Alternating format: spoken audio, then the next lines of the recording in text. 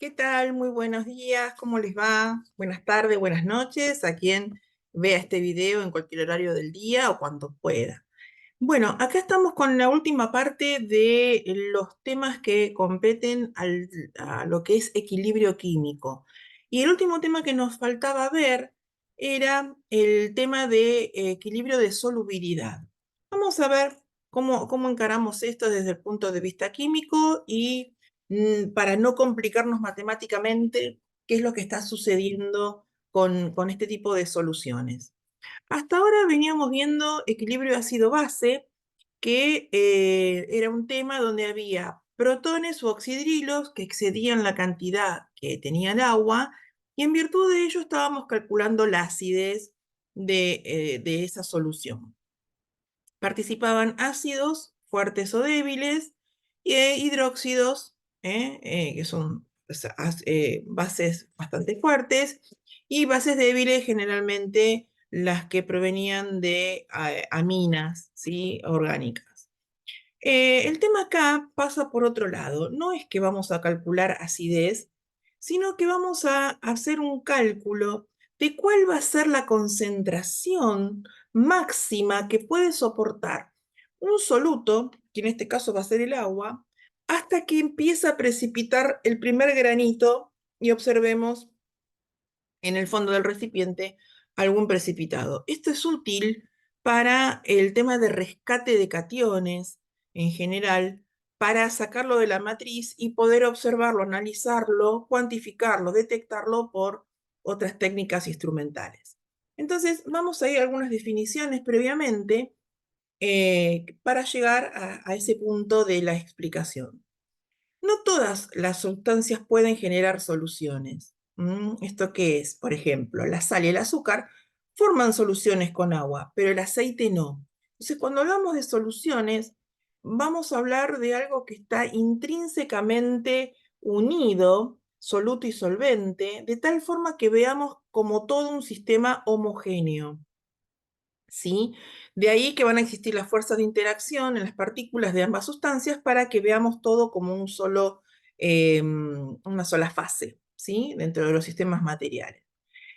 Ustedes habrán notado en algún experimento en casa o uno cuando toma el té en alguna taza transparente, que cuando el té está tibio, uno le agrega azúcar y generalmente se va para el fondo, ¿no? Y cuando uno lo sirve más caliente, a la misma cantidad de cucharadas de azúcar, se ve disuelto, no se ve que va al fondo. Bueno, esto tiene que ver con la solubilidad. Ahora vamos a tratar de definirlo.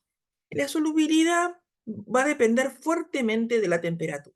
O sea, a mayor temperatura, mayor solubilidad. ¿Qué quiere decir?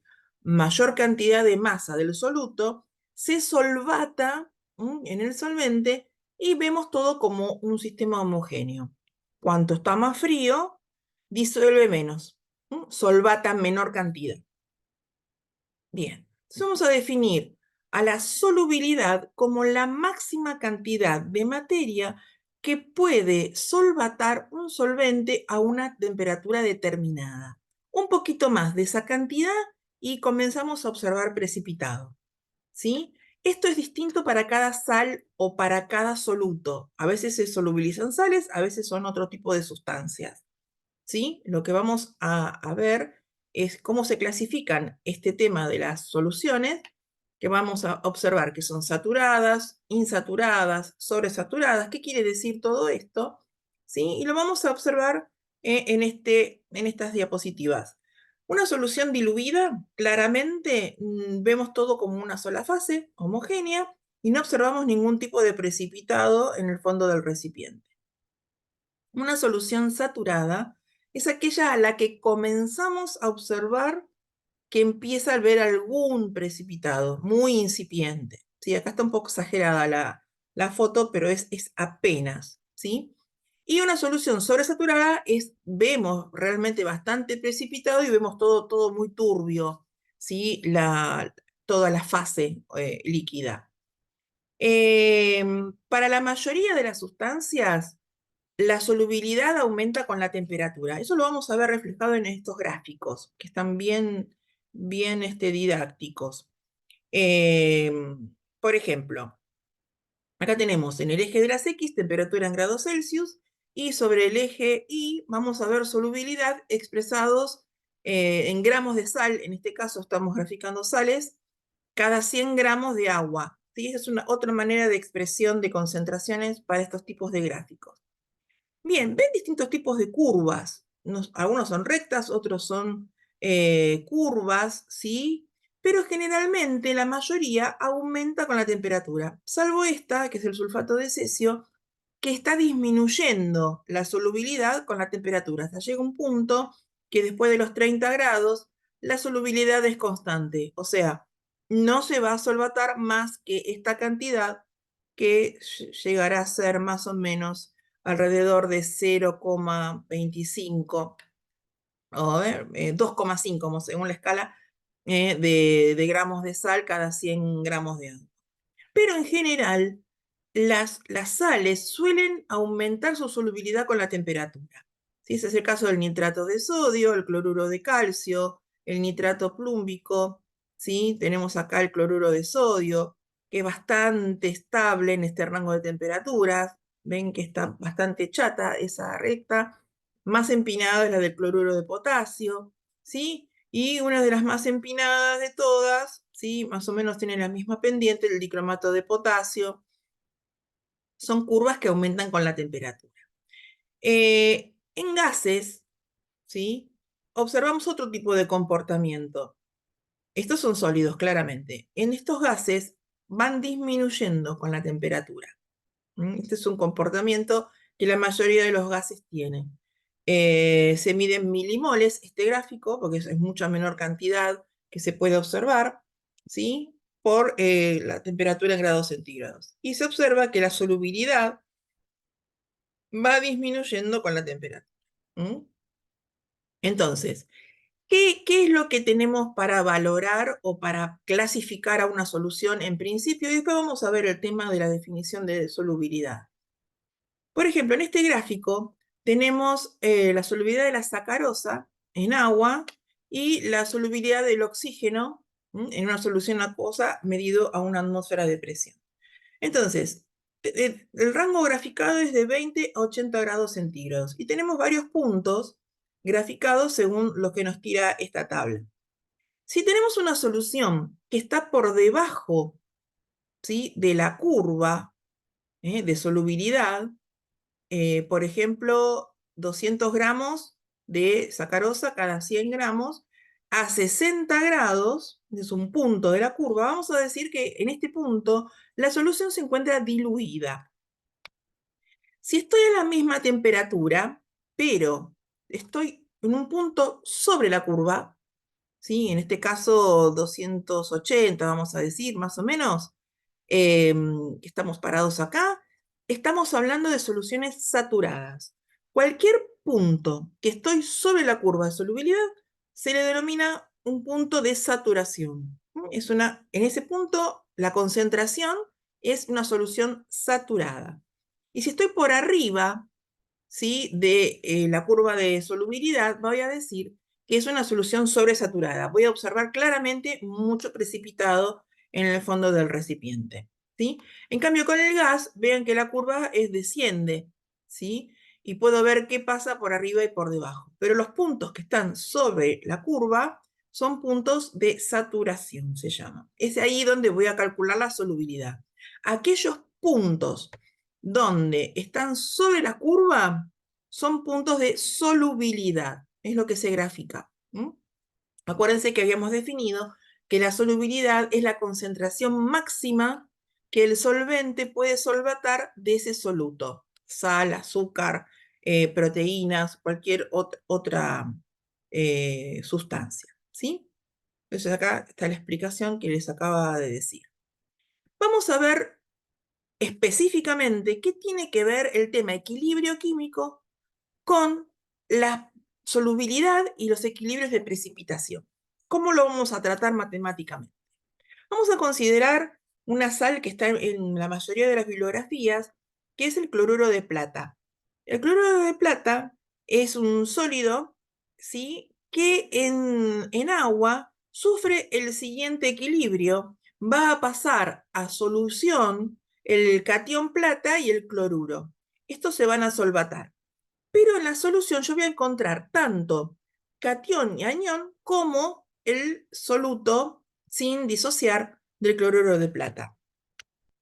Las cantidades, otra vez, con lo que veníamos viendo en los capítulos anteriores, si está todo el mismo recipiente y llegamos a un equilibrio donde las concentraciones no cambian por un tiempo determinado, esas concentraciones no cambian en el tiempo y van a estar regidas por una constante de equilibrio. Otra vez, en este caso no las voy a llamar constante de acidez, ni constante de basicidad, ni constante de hidrólisis, se va a llamar KPS, constante de precipitación y solubilidad.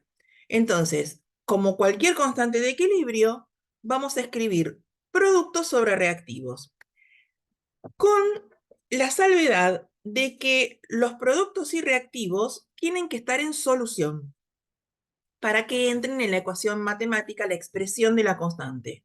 En este caso, el sólido cloruro de plata no está en solución, es el sólido, no está disuelto. Entonces no va a entrar, no va a participar, vamos a decir, de la expresión matemática de la constante de solubilidad.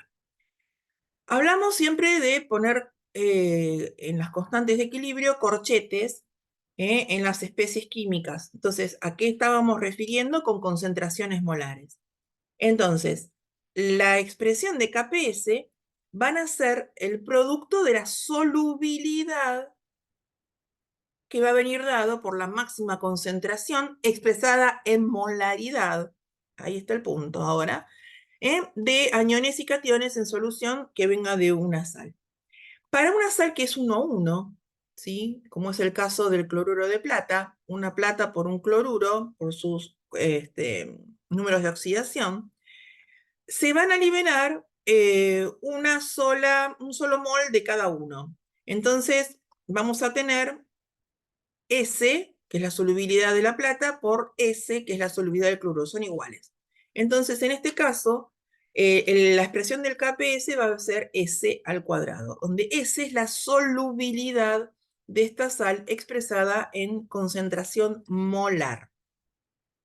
Lo repito porque es bastante frecuente confundirse, venir de estos gráficos de datos, ¿sí? De gramos de soluto cada 100 gramos de agua, y se olvidan de pasar estas expresiones a molaridad para calcular los KPS.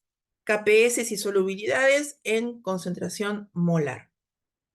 Bien, hay otro tipo de sales, por supuesto, 1, 2, 3, 2, según los números de oxidación, y vamos a ver cómo nos quedan las expresiones de los KPS. Entonces, para el fluoruro de magnesio, que es una sal 1,2, se van a liberar dos fluoruros, ¿sí? Y un magnesio. Entonces, acá se van a liberar S y acá dos S, ¿sí? Entonces, en la expresión del KPS vamos a tener la concentración molar de magnesio y la concentración de fluoruros al cuadrado, porque tenemos este coeficiente estequiométrico que lo vamos a incorporar en la expresión de la constante, como veníamos haciendo anteriormente. Los coeficientes estequiométricos también entran en las expresiones. El fluoruro de magnesio no, porque es un sólido, no está en solución, así que no lo pongo en el denominador. Solamente las especies que están en la fase acuosa, vamos a decir. A ver qué tenemos por acá, si tenemos... No, el tema es así, entonces. Acá yo voy a escribir una sola S, y acá voy a escribir dos veces S, que es lo que va a salir, ¿sí? De fluoruros. Pero esa 2S la tengo que elevar al cuadrado. Entonces, esto es lo que va a ir quedando luego como expresiones del KPS para calcular las solubilidades según en los números. Va a haber problemas en que tenga que calcular el KPS, y hay otros problemas que yo tengo que calcular la solubilidad a partir del dato de KPS. Entonces, ahora vamos a ir viendo qué es lo que puede llegar a aparecer. Acá les muestro una tabla de distintas sales que son ligeramente solubles, y los productos de solubilidad, cómo son los números. Ven que son bastante chiquitos, de la -8, a la -13, a la -9, a la menos 72. Acá estoy viendo. a la menos 51.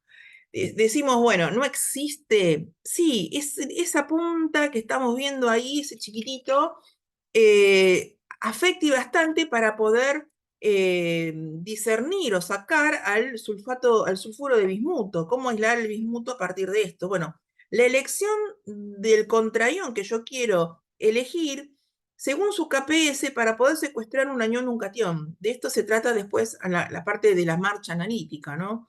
Que vendrá más tarde. Entonces, si estoy fuera del equilibrio y quiero ver si las cantidades que tengo disponibles en concentración están cerca del KPS, lo que hacemos, como hacíamos en equilibrio químico, es calcular una Q. Esa Q va a ser el producto de las solubilidades según sea el tipo de sal, 1,1, 1,2, etc. Entonces, acá vamos a comparar las Q con los KPS. Si esta Q calculada, ¿sí? Según la concentración que se tiene en el problema, es mucho menor que el KPS, estoy en la parte de una solución diluida, ¿sí? Insaturada, estoy por debajo de la curva de solubilidad. Si estoy cercano al KPS, estoy en una solución saturada, y si estoy muy por arriba del valor del KPS, voy a tener todo precipitado prácticamente. Así que eso es como para poder discernir, observar y comparar las constantes con lo que se tiene realmente en la solución. Acá, por ejemplo, tenemos un problema que dice, de manera experimental se encontró que la solubilidad para el sulfato de calcio es de 0,67 gramos por litro. Les pide que calculen el KPS para este compuesto. Acá se les tiene que prender la lamparita y ver que la expresión de concentración del sulfato de calcio no está en molaridad y es lo primero que hay que hacer, es pasarlo a molar. Por suerte ya tenemos expresado por litro, lo que nos queda ver es cuántos moles representan esta cantidad de masa. Entonces acá es lo que está haciendo, pasarlo a molaridad, dividido 136,2, que es el peso molecular del sulfato de calcio, y nos da que es una solución 4,9 por 10 a la menos 3 molar, moles por litro. A partir de ahí, la sal sulfato de calcio es 1 a 1, hay un calcio por un sulfato. Entonces resulta la forma matemática igual que el del cloruro de plata que veníamos viendo antes. ¿Sí? Entonces las solubilidades van a venir dadas por lo que acabo de poner acá de la concentración molar. La expresión matemática es S por S, así que se multiplican, y el producto de solubilidad nos da 2,4 por S a la menos 5. No tiene unidades, así que queda sin unidades. ¿Ok? Acá tenemos una linda tabla de la relación entre la solubilidad y el KPS. Las expresiones matemáticas. Una sal 1,1, 1,1. Acá tenemos 2,1, 1,2. ¿Sí? Hay sustancias que precipitan y no son sales, algunos hidróxidos, y ahí tiene que ver también el equilibrio ácido-base. Según el pH que se encuentre, van a precipitar o no, y eso depende de la cantidad de oxidrilos. ¿Sí? Eso es frecuente. Y acá tienen las expresiones, cómo van quedando, si es S cuadrado, si es 4S cubo, si es 27S cuarta, según los tratamientos que se le hagan matemáticos a estas expresiones.